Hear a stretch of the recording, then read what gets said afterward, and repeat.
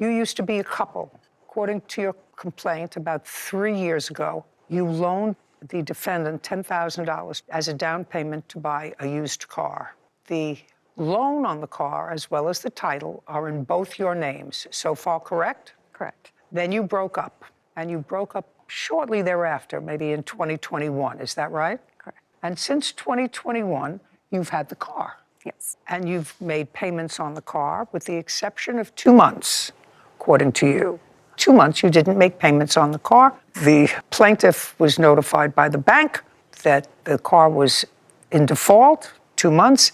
He repossessed the car. He now has, he says, a buyer for the car, but he needs you to sign off on it so he can sell it and pay off the loan on the car as well as the loan to him, I assume. Is that right? I've since paid off the car. You've paid off the car in total? Just recently, yes. Okay. So let's try to figure this out, because it's all a matter of numbers. And as everyone who watches me knows, I'm very bad with numbers. I'm good with social interaction, but numbers are not my thing. So the car was $21,000, correct? Yep. You repossessed the car in February of this year? Correct. February of 2024. You didn't make the payments for December and January. That's incorrect. I did make it for December. It was January that I missed, and I thought you said you didn't make the payments for 2 months. I was late February. It was January and February that were not made. Correct. Was it longer than those 2 months? It was 2 months in arrears when I Okay, repossessed. 2 months. Yep. So it was 2 months. Can I also just say that? No, can't say anything. I'm going to do this with numbers. Okay. You didn't make payments for 2 months. He had every right to repossess the car to cut his losses.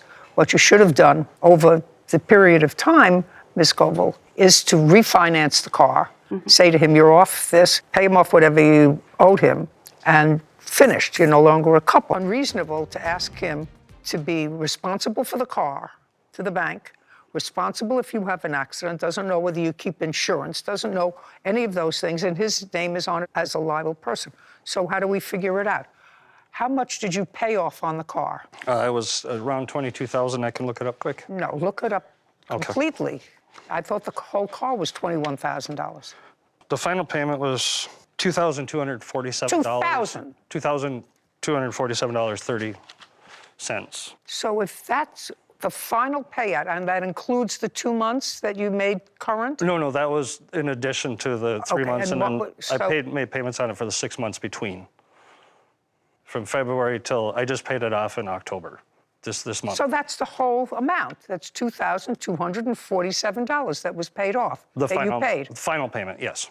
I want to know what you paid on the car that you can prove to me from February 2024 until, don't give me a whole bunch of papers. I Okay. asked you for a figure. It was $216 a month for the 6 months between March and October, plus the $2,247.30 in October. Did you have the car? I had the car from the end of February until Okay. And now. just a second. You had the car. I have the car, yes. You have the car. Yes. What were you doing with it? I lent it to a friend to drive and. Oh, well, then you pay used for it as that. a- Then you- I'm not, Then you I'm pay not going for- after the just a payments second. I made. Then on you it. pay for that. You had the car, you pay for it. Right. So you paid off $2,247. Right. Okay. So that's what it cost you, the whole thing. Right. But now I have the car and I cannot sell it because the lien release would go to the defendant and she needs to sign off on the title for me to be able to be rid of that responsibility of the Okay. car. So, Ms. Goebel, we're now in October of 2024. Do you work? Yes. What kind of work do you do? I am assistant general manager. And how do you get to work? Right now, No. How do you get to work? Let's not play. in a car. Your car. What kind of a car? It is a Chrysler convertible. From whom did you purchase it? It is my late father's. When did you inherit it from him? Right after Mr. Dienhart took my car. Oh, so you have a car. And what year car is it? The car I'm driving now, Yes. 2004. And you had the car from February of 2021, right? February of 2021. Your Honor, We bought the car in August. yes, that's correct. of 2021? Yes. And he repossessed the car in February of 2024. Correct. So you had the car about 3 years. And how much did you invest in the car? You paid $216 a month. Yes, and I do have Just a sec, $216 a month for the 3 years. Yes. That's your total investment in the car. I do have the receipts of being fixed. I had to don't fix the care car. about being fixed. You had a car for $216 a month. That was your investment in the car. Correct. Right. Not any more, not any less. $216 a month. Yes. Right? Yes. You sign the title over to him. Get the title. Ms. Goebel, let's not be unconscionable. You seem like a reasonable lady. You can't rent a car for $216 a month. Any car. You had a car, $216 a month. That's your rental. You now have a car. He needs to sell this car to get out from under the payments that he made and also the money that he advanced. The money that he advanced towards the down payment, which we're not talking about. So now, listen to me, sir. You now have the title, and you say you have a buyer. I do. Great. But as far as the money I had to invest to repossess the Forget car and to rekey it, Yeah, right. That'll be a good lesson. absolutely. That'll be a good Can lesson. I just say, he has sold my dad's minivan. He has sold all my stuff and kept the money to put towards this $10,000 that he said that That's he okay. owed me. What I'm telling you is, your issue monetarily is you drove a car for 3 years for $200 a month. Yeah. $216 a month. That's not unreasonable. Right now, somebody has to get rid of this car or not. But you chalk it up to, I had a car that I liked, that I drove for $200 a month. That's all I I could have invested got in the it. car on my own. I didn't need him. I didn't ask for him. Just a second. Whether you did or whether you just give him the title. Thank you. Now you have the title. Thank you. You're welcome. Now you have the title. You're not out any money. You're really not out any money because you couldn't have had a car for any less than what you spent for this car, which is $216 a month for 3 years. And now he's got to get rid of it.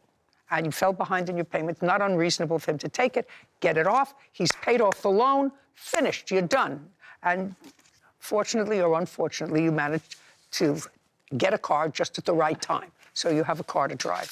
All right, we're done here. Thank you very much. Your Honor, What? one more point of clarification. If she receives the lien release, I would like a judgment for her to surrender that to me so I can sell it. It's not just the title, but I have to have the lien release from the bank to prove that it's not, doesn't have a lien on it. She'll sign it. Okay, thank you. She'll sign it. She wants this over with. Where do you come from? What jurisdiction? Minnesota. Minnesota. Yep. Well, we'll just hold on to what we have to hold on to until that's signed. Understood? Yes. Very good. Thank you. We're done. Thank you. I think it was fair. It just, it's a lesson in who to trust with money and who not to. I tried to text him and send an email telling him that I was out on a medical leave. If she wanted to work with me on it, I think we could have maybe found a solution. I think it's a personal vendetta. I have no less than 12 late payment notices on this loan currently. I've been with him long enough and know how he is. I'm glad it's over. At least this is done and over with. All right, this case right here, this is why people say, never co-sign for someone you're dating. Seriously. So let's break this down. You two were a couple. She wants a car. You put down $10,000. Both names go on the loan and the title. Red flag number 1. When you co-sign, you're not just being supportive, you're legally responsible. If she doesn't pay, the bank calls you. And guess what happened? She missed 2 months of payments. Now I don't care if it was 1 month, 2 months, medical leave, the bank doesn't care either. When payments stop, credit gets hit, and his name was on that loan. So him repossessing the car? That's not evil, that's protecting himself. Now Mom, let me talk to you directly. You drove that car for 3 years. 3 years. At $216 a month. Do you know how cheap that is for a car?